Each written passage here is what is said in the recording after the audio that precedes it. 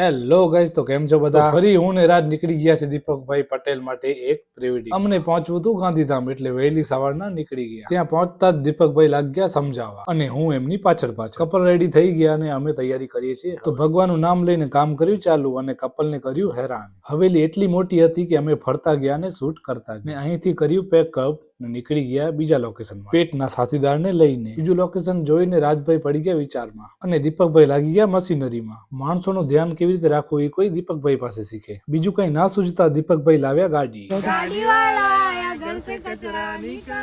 કપલ્સને ગાડી તો એટલી ફાવી ગઈ જાણે મૂકવાનું નામ ના લે. આ બંને હોટલનું મેન્યુ એવી રીતે જોઈ છે જાણે સ્કૂલમાં પેપર જોતા હોય. જમીને નીકળી ગયા માંડવી જીગાને સાંભળતા. લોકેશને પહોંચીને જોયું તો ચારે બાજુ પ્રી-વેડિંગ વાળા જ માન એક ફ્રેમ ખાલી જોઈને શૂટ કરવા માંડી ગયા. પાણી અને વાતાવરણ એટલું ઠંડુ હતું એની તો વાત જ શું. આ લોકો એટલી મસ્તીમાં ચડી ગયા કે ઠંડી કેને કહેવાય એ તો કોઈને ખબર જ. તાપણી કરીને ફાઇનલી શૂટ કર્યું પૂરું.